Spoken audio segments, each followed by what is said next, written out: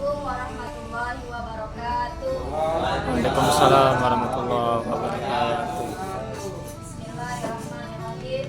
Rabbi shrah sadri wa yassir li amri wahlul 'uqdatam min lisani yafqahu qawli. Alhamdulillahirabbil alamin. Wassalatu wassalamu ala asrofil anbiya'i wal mursalin wa ala alihi washabihi ajmain.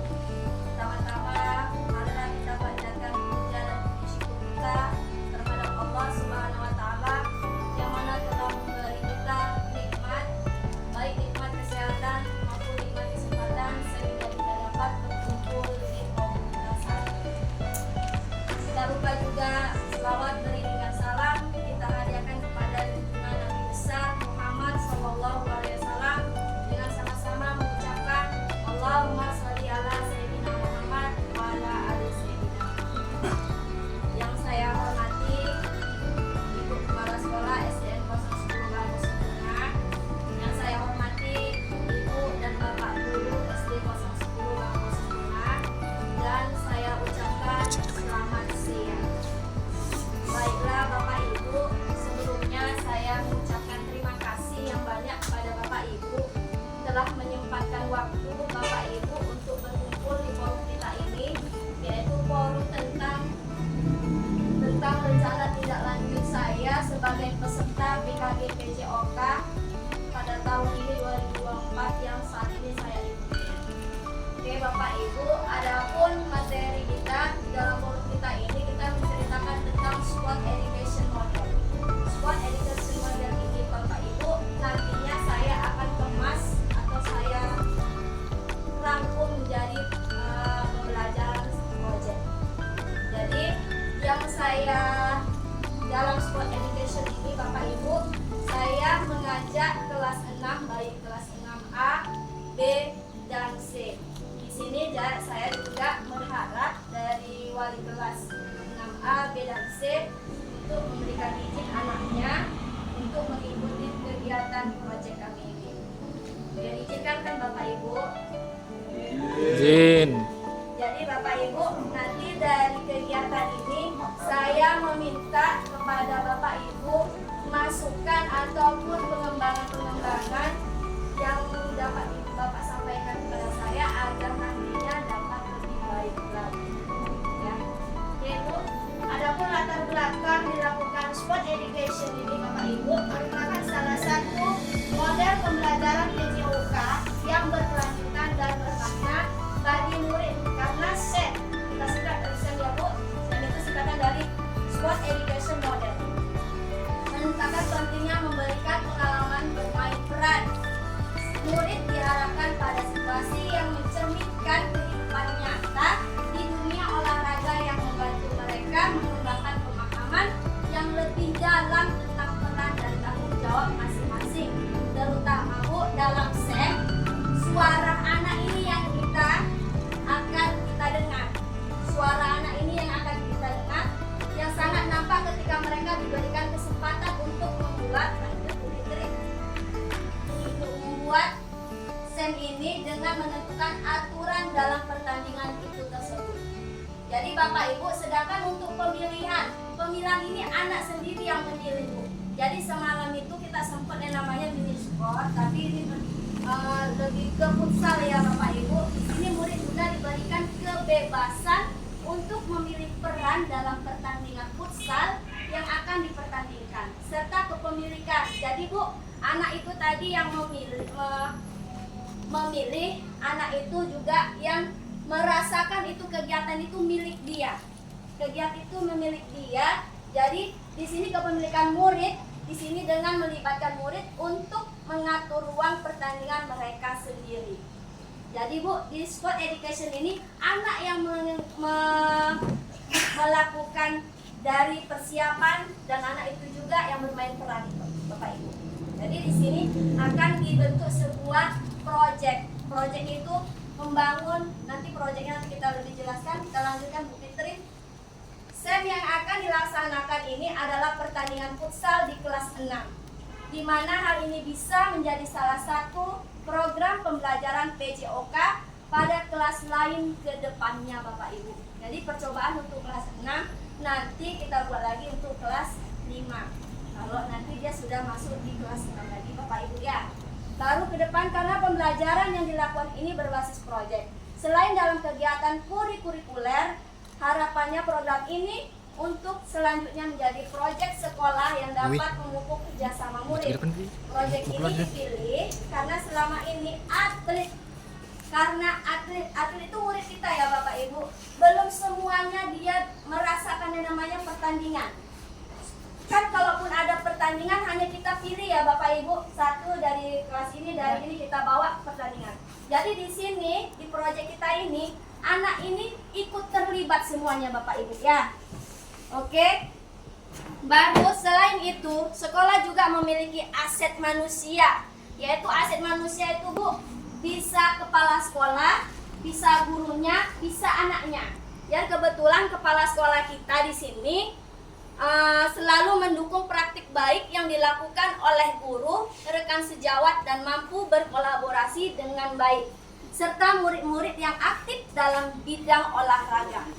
Aset fisik sekolah di mana sarana dan prasarana yang ada di sekolah sangat memadai untuk menyelenggarakan kegiatan ini, serta aset finansial juga menjadi kekuatan untuk dilaksanakan proyek ini. Maksudnya aset finansial ini dana bos kita yang banyak ya Bapak. Jadi dari kepala sekolah juga memberikan asupan-asupan gizi untuk kita untuk melakukan kegiatan proyek kita ini Bapak Ibu ya. Oke. Baru di sini Bapak Ibu memahami serta menerapkan tatapan pengelola sampai dengan melaksanakan pertandingan dengan memegang teguh rasa solidaritas, kerjasama serta sportivitas antar murid. Jadi kita bentuk anak ini memang benar-benar kerjasama, sportivitas. Oke, lanjut Bu Fitri. Dan tujuan program ini Bapak Ibu yang pertama adalah memberikan edukasi kepada murid sebagai pemain dalam arti yang kompetitif, berpengetahuan atau terliterasi dan antusias sebagai pelaku bidang olahraga. Yang kedua, murid dapat berpartisipasi aktif sesuai dengan tingkat kemampuannya. Maksudnya dengan tingkat kemampuannya itu Bapak Ibu, dia belum tentu bisa bermain, tapi dia bisa berperan di situ. Minimal yang tidak bisa bermain, dia hanya bisa pegang kamera, dia jadi kameramen. Jadi artinya dia itu memang benar-benar ikutin kegiatan itu. Oke, yang ketiga, mendorong pemimpinan yang bertanggung jawab. Jadi kita memang membentuk anak itu menjadi pemimpin yang baik. Contohnya nanti pemimpin kegiatan itu, misalnya pemimpin panitia itu tadi Bapak, itu pelaksanaan kegiatan pertandingan itu. Nanti kan kita bentuk memang anak-anak itu memang benar-benar bertanggung jawab ya Bapak Ibu ya. Baru membangun kerjasama tim dalam mencapai tujuan bersama. Yang kelima, mengembangkan kemampuan untuk membuat keputusan yang rasional tentang masalah-masalah olahraga. Yang keenam, terlibat dalam olahraga dan aktivitas fisik di luar sekolah. Yang ketujuh, menumbuhkan sikap percaya diri, kreatif, dan bertanggung jawab. Oke, kita lanjutkan. Capaian langkah dan hasil-hasil yang diharapkan untuk setiap tujuan. Jadi ini capaiannya Bapak Ibu, pemahaman tentang aturan pertandingan futsal. Pemahaman tentang aturan pertandingan futsal. Jadi sebelum kita terjun ke lapangan melakukan proyek kita ini, kita memang sudah membekali anak-anak ini supaya bisa mengetahui peraturan futsal selama ini. Selama ini kan anak-anak kita ini sering melakukan namanya pertandingan sepak bola ya kan Bapak Ibu. Biasa dia sepak bola saja yang bisa dia tahu. Tapi kalau tiba dia di pertandingan futsal, dia banyak yang latah. Yang seharusnya tangan bola itu tidak dilempar, sama dia dilemparkan, seharusnya ditendang ya Bapak Ibu. Di situ kita kasih pembekalan sebelum kita kegiatan itu, kita kasih pembekalan ke anak-anak. Yang kedua, pengembangan keterampilan individu kepemimpinan yang baik. Yang ketiga, bertanggung jawab kerjasama tim. Yang kelima, menumbuhkan sikap percaya diri. Dan yang kelima, yaitu kreatif. Langkah-langkahnya Bapak Ibu, pemilihan peran dalam program kegiatan technical meeting. Jadi Bapak Ibu, technical meeting ini yang dipimpin ya anaknya yang melakukan technical meeting itu. Jadi nanti orang itu memang dibekali bagaimana cara memimpin rapat itu ya Bapak Ibu ya. Baru yang kedua, latihan pertandingan antar tim.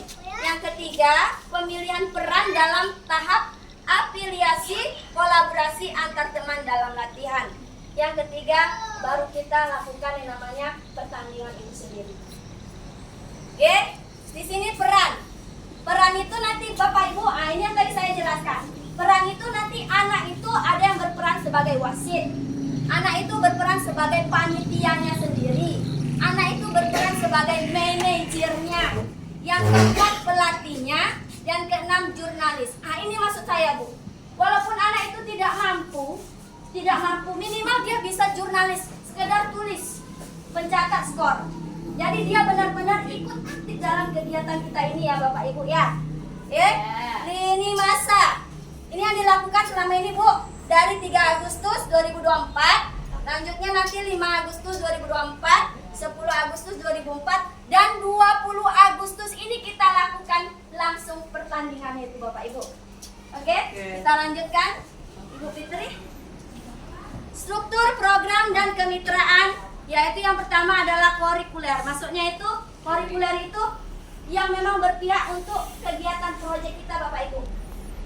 Proyek kita. Yang kedua, program ini dilaksanakan di hari Senin 20 Agustus. Nanti pertandingannya kita lakukan di hari Senin ya Bapak Ibu setelah kita upacara. Itu 20 Agustus 2024.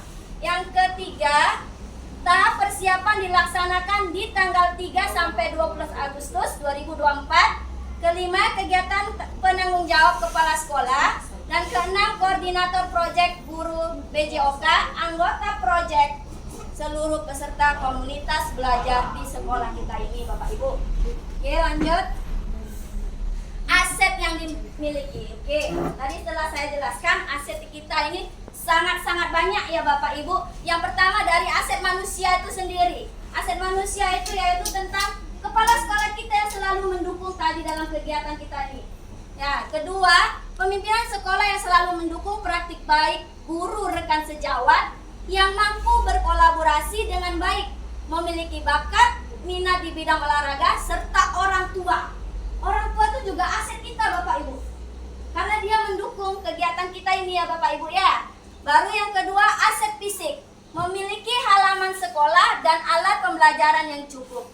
Alhamdulillahnya sekolah kita ini mempunyai aset fisik kita ini Bu.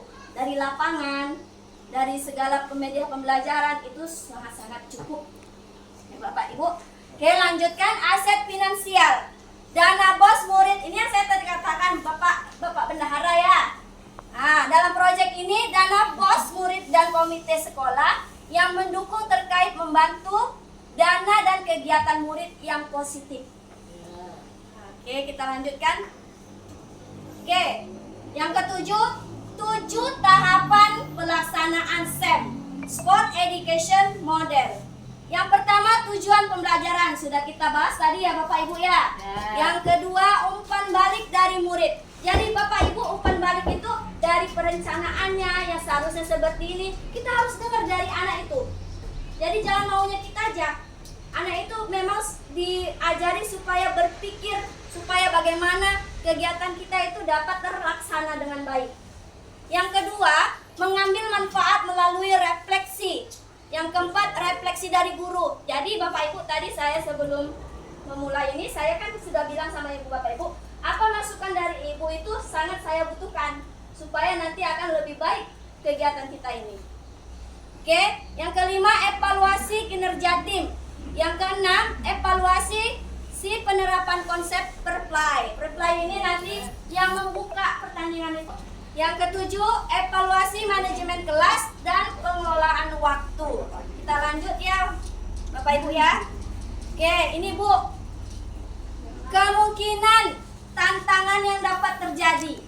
Yang pertama, pengelolaan waktu. Jadwal kegiatan yang terlalu singkat dan padat. Saat ini sangat padat kali ya kan Bu? Iya. Jadi di sini Bu, proses persiapan dan rencana kurang maksimal, bisa jadi kurang maksimal. Mudah-mudahan kita dapat bekerja sama supaya ini tetap berjalan dengan baik ya Bapak Ibu. Yang kedua, dukungan rekan sejawat yang kurang maksimal.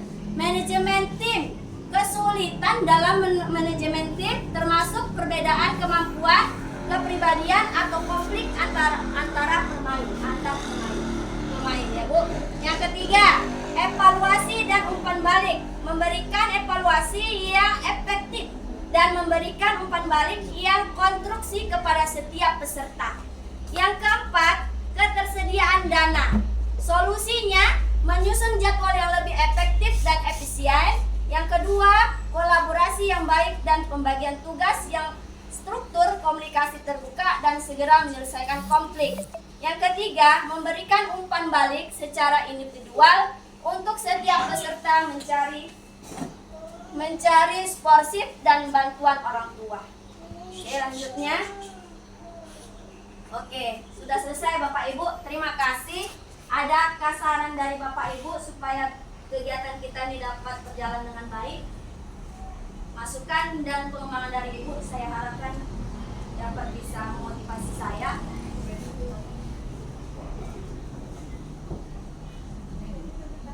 Ada Bapak Ibu? Kira-kira Ini ada lagi proyek yang akan disampaikan oleh guru iya. kelas. Iya, inilah proyek kami Bapak Itulah Ibu. nanti buat juga seperti ini untuk guru kelas. Misalnya dia bertiga, siapa yang muncul? Nah, dibuat pula susunan seperti ini. Ada Bapak Suratno kira-kira? Aku mau tak ada, nggak tahu sama sekali aku. Oh iya. Pak, kalau kita dalam uang lama kok kayak Minimal nanti kalau kita nggak tahu, kita tanya-tanya apa tugas kita ya Bapak. Oke. Ada lagi Pak Ibu? itu tadi masalah orang tua diikut sertakan dalam masalah pertandingan. Iya. Kita karena di lingkungan kita ini, alhamdulillahnya orang tua kita ini baik-baik ya kan Ibu. Nah, tidak ada yang kayak sekolah-sekolah lain di sana ya Bu ya. Oke. Ada lagi Bapak Ibu kira-kira? Ini udah jelas. Pas? Pas? Oke, alhamdulillah. Mudah-mudahan nanti kegiatan kita berlanjut dengan baik. Kita dapat bekerja sama dan memotivasi anak-anak kita ya Bapak Ibu ya.